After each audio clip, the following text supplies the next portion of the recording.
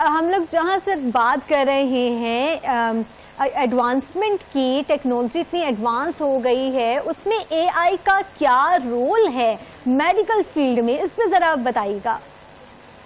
देखें, जो artificial intelligence है जिसको उर्दू में मस्नूई ज़हानत कहा जाता है, इसने पिछले चंद सालों के अंदर बहुत ज़्यादा जो है वो तरक्की की है और ये उन इमर्जिंग टेक्नोलॉजीज के अंदर आती है जिसने बहुत जल्दी से लोगों को जो है अपने कामों से रुखसत करने में बड़ा अहम किरदार अदा किया है कि वो लोग जहाँ पर एम्प्लॉयमेंट से परेशान है वहीं पर ये अपने लोगों के टास्क करने के लिए उनके लिए बहुत ज्यादा मुफीद भी साबित हो रही है। जो आर्टिफिशियल इंटेलिजेंस है उसने ना सिर्फ उसके खिलाफ हॉलीवुड के जो स्टार्स हैं वो भी मैदान में आए, क्योंकि आगे जो है वो उनको ये पैदा हो गया है डर कि हॉलीवुड जो है वो उन्होंने एक सॉफ्टवेयर खरीदा है जो कि एआई के ऊपर एक ही बंदे का जो है वो अक्स लेके हर तरफ से उसकी शक्ल का और उसको खुद ही फिर मल्टीपल रोल्स के अंदर जो है वो कास्ट कर लेगा और खुद ही उससे मूवीज बन जाएंगी और खुद ही उससे स्क्रिप्ट लेने के बाद जो है वो सारे सीन क्रिएट हो जाएंगी। मस्नूई ज़हानत जो है जहाँ पर उसके खिलाफ बातें हो रही हैं वहीं पर उसके हक में भी बातें हो रही हैं। मेडिकल साइंस के अंदर उस एक डॉक्टर्स की जो कमी है उसको पूरा करने के लिए एआई जो है वो मैदान अमल में है। आर्टिफिशियल इंटेलिजेंस को आगे आने वाले टाइम में यूज़ किया जाएगा सर्जरीज करने के लिए और बीमारियों की तशखीस करने के लिए और दवा तजवीज़ करने के लिए। तो ये एक तरह से बहुत अच्छा होने वाला है मेडिकल साइंस में, जहाँ पर डॉक्टर्स की कमी है वहाँ पर एक या दो डॉक्टर्स जो हैं वो बाकी एआई के प्रोग्राम्स को कंट्रोल करके कोई दवाई जो है वो प्रिस्क्राइब कर सकते हैं। लेकिन अभी ये इस स्टेज पे नहीं है कि स्टैंड अलोन हम एआई को यूज कर सकें। अगर मेरे सर में दर्द है या बुखार है तो मैं एआई को पूछूं तो वो गलत तशखीस करके मुझे गलत दवाई दे सकता है। लेकिन आने वाले टाइम पे इस पर मुख्तलिफ बड़ी कंपनियां जो दुनिया की हैं वो इन्वेस्ट कर चुकी हैं और जैसा कि आप किसी दौर में देखते थे कि एक चीज को कंपनी इमर्ज करने के लिए या फिर सेल ज्यादा करने के लिए इन्वेस्ट करती थी कि मार्केटिंग में इन्वेस्ट किया जाए या फिर इस तरह से किसी चीज को बेचा जाए। जैसा कि बहुत सारे ड्रिंक्स की जो मल्टीनेशनल कंपनीज हैं वो क्रिकेट के मैचेस के अंदर जो जब बिल्कुल उसका एंड चल रहा होता है कि किसी भी गेम पे कुछ हो सकता है तो वो एड उस वक्त खरीदी जाती है जो कि सबसे महंगी एड आती है और उस वक्त वो ड्रिंक खोल के पिया जाता है ताकि जब मैच खत्म हो कोई भी टीम जीते लेकिन लोगों का वो ड्रिंक पीने को दिल करे। इसी तरह एडवर्टीजमेंट की जा रही होती है, एक ह्यूज लेवल पर एडवर्टीजमेंट की जा रही होती है बिकॉज शायकीनी क्रिकेट जो हैं वो बहुत पुरजोश होते हैं और देख भी रहे होते हैं और हम यही देख रहे होते हैं कि ऐड आ रहा होता है तो हमारा भी वाकई जिससे आपने बात की कि दिल कर रहा होता है कि हम ये चीज़ ऑर्डर कर लें, अभी इसको ले लें, मैच के दौरान जो है उस चीज़ को हम इंजॉय भी करें। तो एग्जैक्टली अब मेडिकल साइंस में आर्टिफिशियल इंटेलिजेंस के आने के बाद होगा ये कि मुख्तलिफ प्रोग्राम्स जो हैं एआई के उनके ऊपर इन्वेस्टमेंट आएगी, उनको फंड रेजिंग की जाएगी कि एआई से अगर मैं पूछ रहा हूँ कि मेरा गला खराब है तो अब गले खराब की बहुत सारी मेडिसिन हैं, बिल्कुल उसमें किस ब्रांड का नाम एआई आपको तजवीज़ करेगी। और नेटफ्लिक्स सीजन एक आया है टट्रल के नाम से, CTRL के नाम से, इंडियन मूवी है जो कि एआई के ऊपर और एआई की तबाहकारियों के ऊपर बनाई गई है। वो भी आप देख सकते हैं, वो भी यही कुछ है कि कैसे आने वाले टाइम में एआई हमारी लाइफ को कंट्रोल करे। साउथ एआई ट्रांसफॉर्म करी है हमारी हेल्थ केयर इंडस्ट्री को और अगर हम देखें कि जहां इसके बेनिफिट्स होंगे वहां इसके जो हैं रिस्क भी ज्यादा हो जाएंगे, क्योंकि हमने बहुत सारी ऐसी मूवीज भी देखी हैं जहां हमने ये देखा कि रोबोट्स पर किस तरह से जो है या इस तरह की टेक्नोलॉजीज जो है किस तरह से इंसानों के लिए खतरा भी साबित होती हैं और फिर एट द एंड यही होता है कि हम इस चीज को डिनाई कर रहे होते हैं। तो सऊद, आपको क्या लगता है कि एआई जब आएगा, मतलब जब हेल्थ केयर में, तो डॉक्टर्स की जॉब्स को नहीं खतरा? मतलब हम देखें एक पूरा प्रोसेस होता है, इतनी मुश्किल से एक इंसान डॉक्टर बनता है, अपने टेस्ट क्लियर करते हैं, बच्चे दिन रात मेहनत कर रहे होते हैं, वहां इस तरह की एडवांसमेंट जो आ गई है उसको आप किस नजर से देखते हैं? सिर्फ डॉक्टर्स के प्रोफेशन को एआई से खतरा लाक नहीं है, बल्कि दुनिया के हर प्रोफेशन को खतरात लाहक हैं। बिल्कुल। हम तब टीवी चैनल्स पे एंकर्स को, एआई की एंकर्स को देख रहे हैं खबरें सुनाते हुए, तो एंकर्स को भी अपने नौकरी के खतरात लाहक हैं, सिर्फ डॉक्टर्स को नहीं है। बिल्कुल ऐसा ही है सऊद। अच्छा, इसकी अगर हम मेडिकल सर्जरीज की अगर हम बात करें तो एक इंसान इतनी डीप स्टडी कर रहा होता है, चीजें देख रहा होता है, तो एआई जो है हार्ट सर्जरीज में कितनी बेनिफिशियल होगी? कोई ऐसी चीज आपकी नजर में है जो आप हमारे नाजरीन के साथ शेयर कर सकें कि हार्ट की सर्जरीज में एआई जो है उसका क्या रोल है? क्या अभी स्पेसिफिकली इतनी एडवांसमेंट हो गई है, एआई इतना कैपेबल हो गया है कि ह्यूमन सर्जरीज भी कर सके?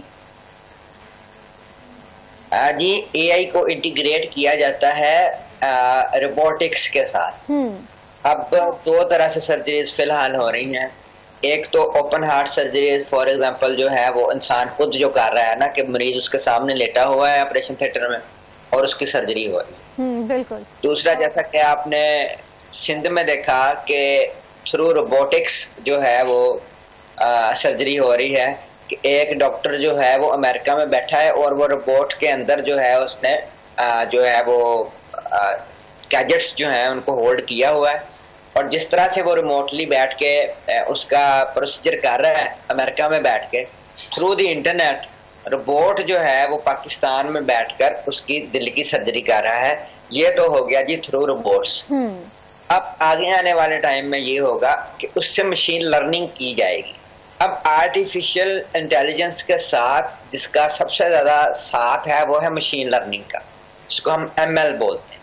मशीन लर्निंग जो है वो मशीन को जो है सिखा देती है कि एक इंसान अपने जहानत के साथ उसको कैसे ऑपरेट करता है, और फिर उसको मसनूई जहानत जो है वो आगे लेके चलती है। तो इसमें कोई बईद नहीं है कि आने वाले वक्त में रोबोटिक्स जो है through artificial intelligence and machine learning आपकी सर्जरीज कर सकेंगे। लेकिन उससे फायदा एक एंड पे ये है कि आप का जो सर्जरी है उसको एक मशीन अगर डॉक्टर की अवेलेबिलिटी नहीं भी है तो वो कर सकेगी। दूसरी चीज ये है कि अगर एक सर्जरी में एक से ज्यादा डॉक्टर्स दरकार हैं, उसमें डॉक्टर जो है वो आर्टिफिशियल इंटेलिजेंस की मदद ले सकते हैं एज देयर असिस्टेंट। ओके। तो एक मेडिकल फील्ड में ये एक फायदा हो जाएगा कि डॉक्टर्स की कमी है दुनिया भर में ना मेडिकल फील्ड में।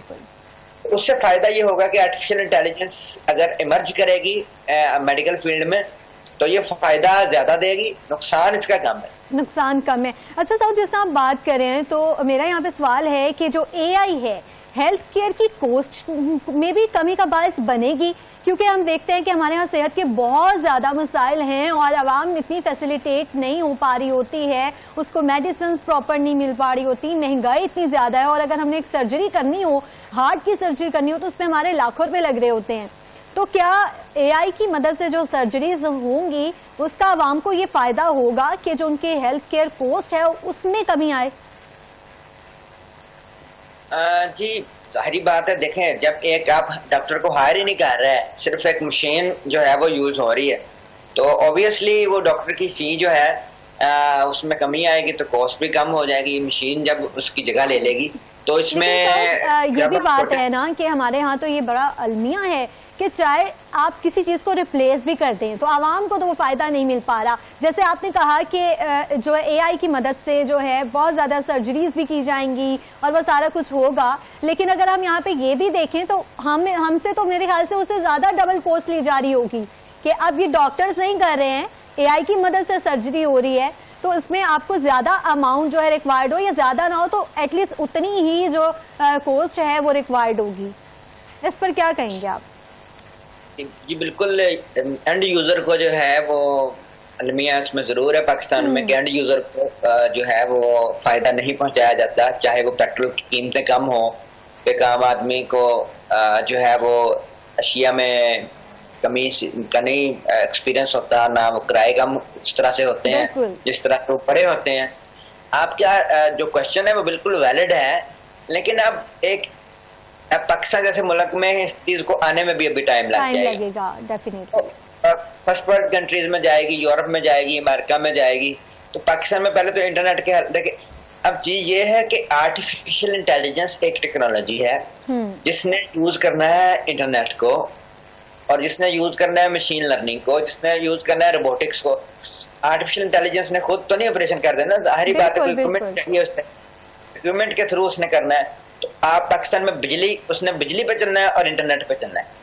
अब ये दो चीजें जब तक स्टेबल नहीं होती, ये हमारी तरक्की में बहुत बड़ी रुकावट है। बिल्कुल, डेफिनेटली। तो इंटरनेट है और जो कि बिजली है, जिसकी फराहमी यकीनी नहीं बनाई जा रही, हमसे दो चीजें नहीं पूरी हो रही।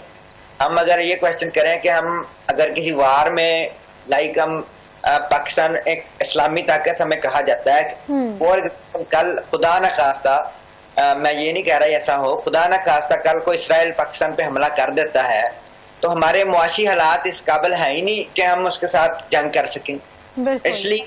इसलिए सबसे पहले इकोनॉमी जो है वो उसको स्ट्रॉन्ग किया जाता है। तो इकोनॉमी जब तक सेट नहीं होगी, आपके पास सीमलेस सप्लाई नहीं होगी इंटरनेट और इलेक्ट्रिसिटी की, तो आप ना तो एआई का फायदा उठा सकते हैं, ना ही रोबोटिक्स का फायदा उठा सकते हैं, ना मशीन लर्निंग का फायदा उठा सकते हैं। और पाकिस्तान में बिजनेस, फॉरेन रेमिटेंस और पाकिस्तान की मुआशी तरक्की में अपना किरदार फ्रीलांसर्स, सॉफ्टवेयर इंजीनियर्स तब अदा कर सकते हैं जब उनको अच्छा इंटरनेट मिले, अच्छा इंफ्रास्ट्रक्चर हो इंटरनेट का, और बिजली मिले, ताकि वो अपना काम मौके पर डिलीवर कर सकें, अच्छे तरीके के साथ ऑनलाइन काम कर सकें, जिससे पाकिस्तान के ज़रिए मुबादला के ज़खायर में भी था। बिल्कुल। और हमारे यहाँ सबसे ज्यादा मसला ही जो है इंटरनेट का है। बिजली तो है ही है, लेकिन उसके साथ साथ इंटरनेट का हमारे यहाँ बहुत बड़ा मसला है। कोई भी ऐसी वाकया हो जाए तो सबसे पहले हमारा इंटरनेट बंद कर दिया जाता है। उससे हमारे नौजवानों को भी बहुत ज्यादा नुकसान हो रहा होता है और टाइम भी वेस्ट हो रहा होता है। हमने अपने टास्क पूरे करके, कंप्लीट करके, अपनी असाइनमेंट्स या कोई भी चीज जो है हमारा वर्क है उसको हमने सबमिट करवाना होता है, तो उसमें डिले हो जाता है। साउथ मेरा यहाँ पे ये सवाल है कि एआई तो चले हम उसको यूज कर लें, फॉर इंस्टेंस पाकिस्तान में भी आ जाता है, तो एथिकल कंसर्न्स कौन से हैं? जैसा कि हमने बात की कि हम देखते हैं कि हमने मूवीज में भी देखा है, इस तरह की चीजें होती हैं कि हर चीज के रिस्क भी होते हैं, उसके बेनिफिट्स भी होते हैं। तो एथिकल कंसर्न्स जो एआई से रिलेटेड हैं, इस पर बात कीजिएगा। जब आप रिलाई करना बढ़ाते हैं अपना किसी भी टेक्नोलॉजी के ऊपर, तो उसका सबसे बड़ा रिस्क ये होता है कि उस टेक्नोलॉजी को कोई भी बंदा हैक करके तो उसका मिसयूज कर ले आपके खिलाफ, आप गर्दन काट के उसी रिपोर्ट से जो आपकी हार्ट की सर्जरी करने आया है। देखिए, ब्लेड यूज होना है और सीजर्स यूज होनी है, कैंचियां, छुरियां, सारा कुछ यूज होना है ना फिर मेडिकल साइंस में। तो आप मेडिकल साइंस का, क्योंकि आज का हमारा टॉपिक मेडिकल साइंस, बिल्कुल हम इस पे फोकस कर रहे हैं, की बात कर रहा हूँ। और दूसरी चीज आपने देखा होगा कि 6 महीने पहले कुछ टेंशन चल रही थी चाइना और अपना यूएस के दरमियान। तो यूएस ने फौरी तौर पे एक अलामिया जारी किया जिसमें उसने कहा कि चाइना के बने हुए सॉफ्टवेयर से जो भी जिन भी कंप्यूटराइज्ड इलेक्ट्रिक कार में इंस्टॉल है, जैसे कि टेस्ला है, उनका फौरी तौर पे इस्तेमाल बंद कर दिया। फिर लोगों ने कहा कि हमने तो गाड़ियां खरीदी हुई हैं। अब उन्होंने पोस्टपोन करके 1 साल का उनको टाइम दिया है कि जिनके पास इलेक्ट्रिक कार्स हैं और उन इलेक्ट्रिक कार में चाइनीज सॉफ्टवेयर चल रहे हैं, तो वो कार आप बेचते हैं, 1 साल के बाद जो है अमेरिका में उन कार पे पाबंदी आयद हो जाएगी। यानी कि बैक एंड के आप हम इसके ऊपर, इस खबर के ऊपर एनालिसिस कर लेते हैं कि ऐसा क्यों किया गया। बैक एंड के ऊपर ऑब्वियसली अमेरिका ने कोई ऐसी चीज तैयार की होगी कि जो कि इलेक्ट्रिक कार्स को हैक करके उनकी डायरेक्शन चेंज करने, एक्सीडेंट करने, जैसा कि आपने पिछले दिनों देखा कि इसराइल ने वो जो पेजर थे और वायरलेस सिस्टम थे वो के थ्रू, और इस तरह की एडवांसमेंट जो है जहां हमें फायदा दे रही होती है, वहां ये जंगों में भी अपना जो रोल है वो बहुत प्ले कर रही होती है, और ये यकीनन नुकसानदेह है इंसानियत के लिए। जी, ऐसा ही हैक करके आपके खिलाफ यूज कर दिया जाएगा। आर्टिफिशियल इंटेलिजेंस है, लर्निंग है, कोई भी इंटरनेट से चीज जब कनेक्टेड है, जो भी गैजेट्स, तो उसके पास रिस्क है, you are on the risk to be hacked और to be accessed on the cyber space. बिल्कुल। अच्छा, हम लोग एआई की बात कर रहे हैं, तो अगर मेडिकल फील्ड में इसका यूज कर रहे हैं तो इस पे कोई लॉज भी बने हैं जिन कंट्रीज में ये अभी एडवांस टेक्नोलॉजी जो है वो यूज की जा रही है, तो कोई लॉज भी बने हैं कि इसको हमने किस तरह से स्पेसिफिकली मेडिकल फील्ड में यूज करना है? अच्छा, जो आर्टिफिशियल इंटेलिजेंस के हवाले से लॉज है ना जी, ये क्योंकि टेक्नोलॉजी इमर्ज कर रही है तो इसके लॉज भी साथ साथ बन रहे हैं। तो यूरोपियन कंट्रीज के अंदर तो data security, cyber security, user and data privacy policies को सिक्योर करना, इस तरह के लॉज मौजूद हैं। और साथ जैसे जैसे टेक्नोलॉजी इमर्ज कर रही है ना जी, वैसे ही वो लॉज भी हर आए दिन जो है वो उनमें तब्दीली ला के कुछ ना कुछ चेंजेस करके उसमें एड ऑन्स कर रहे हैं। लेकिन पाकिस्तान, बांग्लादेश, श्रीलंका, अफगानिस्तान, इस तरह के जो ममालिक हैं उनके अंदर इस तरह के लॉज मौजूद नहीं है। उनमें कोई इस तरह की अथॉरिटी पाकिस्तान में तो मौजूद नहीं है जो कि इन तरह के लॉज बनाने में मदद करे। प्राइवेट पब्लिक पार्टनरशिप के साथ जो स्टेक होल्डर्स हैं उनके साथ बैठ के इन मामलात को सुलझाने में मदद करे। ऐसी कोई रेगुलेटरी अथॉरिटी नहीं है जो कि फॉर एग्जांपल आप मुझे एक ऑर्डर देती है कि आपने मुझे ई कॉमर्स की वेबसाइट बना के देनी, मैंने आपको ई कॉमर्स की वेबसाइट बना के दे दी है, अब मेरे पास उस चीज की एक्सेस है, तो जारी बात है मैं उसका डेवलपर हूँ। बिल्कुल। आप लोग क्या खरीद रहे हैं आपकी वेबसाइट से, कितने पैसों का खरीद रहे हैं, और क्या उनके एज ग्रुप्स है, कहाँ कहाँ उनकी रहाइश है, कौन से वो ईमेल यूज कर रहे हैं, वो आपके पास भी डाटा मौजूद है, मेरे पास भी डाटा मौजूद। पाकिस्तान में ला ही कोई नहीं है कि इस डाटे को हमने मिसयूज नहीं करना, इस डाटे को हमने जो है वो सिक्योर रखना है। पाकिस्तान में कोई ला नहीं है, आपको आए दिन फोन आ जाता है जी आपके नंबर में मेरा इजी पैस जायज कैश आ गया है, मुझे पिन कोड देना है, ये आपके फोन नंबर पे मेरे पैसे आ गए हैं जी, बैंक अकाउंट नंबर बता दे, CNIC बता दें। हम भी जो है जिसको नहीं इन चीजों का पता वो बता रहे होते हैं कोड, और कई दफा वो कोड जो है व्हाट्सएप का निकलता है और वो हैक आपका व्हाट्सएप हो जाता है। बिल्कुल। बात करने का मकसद ये है कि एक तो हमें स्कूल में, कॉलेज में, यूनिवर्सिटी में बंदा PhD भी कर लेता है, हमें साइबर स्पेस के ऊपर बिहेव कैसे करना है, साइबर स्पेस के ऊपर सर्वाइव कैसे करना है, हमें कोई सब्जेक्ट नहीं पढ़ाया गया। हमें सड़क के ऊपर कैसे आना है, इवन हमें सड़क के ऊपर कैसे आना है, सड़क के क्या कवानीन है, हमने किसी सब्जेक्ट में नहीं पढ़ा। बेशक हम PhD भी कर लें, ना हमारे स्कूल में कोई सब्जेक्ट मौजूद है ट्रैफिक का, ना हमारे कॉलेज में कोई ट्रैफिक का सब्जेक्ट मौजूद है। इसी तरह टेक्नोलॉजी आ गई है, हर बच्चे के हाथ में जो है फोन आ गया है, लेकिन अवेयरनेस नहीं है। ठीक है जी। और इंटरनेट का यूजर बढ़ रहा है हर गुजरते दिन के साथ, लेकिन वहां पर उसको उसकी प्राइवेसी को कैसे यकीनी बनाना है, उसकी जात को कैसे सिक्योर करना है, उसके साथ कोई क्राइम ना हो जाए, साइबर क्राइम उसके साथ ना हो, उसको बचाना कैसे है। हमारे पास ऐसा कोई अदारा मौजूद नहीं है। जो FIA का एक विंग है, देखिए इतने बड़े साइबर स्पेस के अंदर इतना बड़ा एक ब्रॉड सब्जेक्ट है ये, ठीक है जी, इतने बड़ी हदूद के अंदर आप एक अदारे में छोटा सा विंग बना के उससे नहीं निपट सकते। फिर क्या मसाइल होते हैं, फिर मैन पावर के मसाइल होते हैं, फिर वर्क फोर्स के मसाइल होते हैं, फिर टेक्नोलॉजी का जो कमी है उसके मसाइल होते हैं, और फिर लोगों की इतनी सारी शिकायत हैं, हजारों के ऊपर लाखों के ऊपर केसेस है जो FIA में पेंडिंग पड़े हैं। लोग हमसे भी डिस्कस करते हैं कि जी मैंने 3 साल पहले FIA में ये एप्लीकेशन मूव की थी, अभी तक कुछ नहीं बना। FIA वाले कहते हैं जी हमारे पास तो लाइन लगी हुई है एप्लीकेशंस की, हमारे पास लोग कम है, हमने जारी बात है उसको इन्वेस्टिगेट भी करना है, उसको हमने FIA के किसी थाने में रेफर भी करना है, हमारे पास इतने लोग ही नहीं है जितनी क्राइम हो रहा है, जिस स्पीड से। और मसला ये भी है ना कि हमारे अवेयरनेस नहीं है। जैसे कि आपने बात की ट्रैफिक रूल्स की, अगर हम बात कर लेते हैं तो वो पहली दूसरी क्लास में तो बच्चों को red light, green light poem पढ़ा दी जाती है, या स्पेसिफिकली एक किसी क्लास में एक चैप्टर हो जाएगा। लेकिन उसके बाद जो है आप कॉलेज लेवल पर या यूनिवर्सिटी लेवल पर 9-10 के जो बच्चे हैं या जो थोड़ी बड़ी क्लासेस हैं उनको अवेयरनेस देनी चाहिए, क्योंकि उन्होंने बाद में रोड पे निकलना होता है, उनको इस चीज़ का इल्म होना चाहिए कि क्या रूल्स हैं, क्या रेगुलेशंस होनी चाहिए, या हमारा क्या फ़र्ज है। इसी तरह साइबर जो है इसके हवाले से भी हमें अवेयरनेस देनी चाहिए अपने बच्चों को, और यूनिवर्सिटी लेवल पर बहुत ज़्यादा काम करने की ज़रूरत है। स्पेसिफिकली लड़के और लड़कियां जो हैं वो जब वहाँ पे इदारों में पढ़ रही हैं तो उनको एक अवेयरनेस आ जाएगी कि अगर एक AI जो है टेक्नोलॉजी हम इसको यूज़ कर रहे हैं तो इसके बेनिफिट्स तो हैं, साथ साथ इसके साथ जो रिस्क एसोसिएटेड हैं वो भी हमें मालूम हो, एक इंसान को आइडिया हो कि बेनिफिट्स के साथ साथ रिस्क भी बहुत ज़्यादा हैं। जहां हम इन टेक्नोलॉजी से फ़ायदा उठाएं वहीं इसके जो नुकसानात हैं उनसे हम प्रोटेक्ट किस तरह रहें ये भी बच्चों को मालूम होना चाहिए। और इसके साथ जो है देखिए पाकिस्तान में अगर ट्रैफिक किसी ने नई भी लाइसेंस बनवाना या किसी ने नई गाड़ी चलानी या मोटरसाइकिल चलाना, उसने सड़क पे तो आना है। ऐसे ही अगर आपने कोई कम्प्लेक्स सॉफ्टवेयर नहीं चलाने साइबर स्पेस के ऊपर, आपने डेवलपमेंट नहीं करनी, लेकिन आपने अपने प्यारों से जो है गुफ्तगू करने के लिए या किसी वर्क के सिलसिले में या प्रोफेशनली इंटरनेट से मुंसलिक होना ही होना है, इससे आप बच नहीं सकते। एग्जैक्टली। तो इससे बचने का तरीका यही है कि लोगों को जो है वो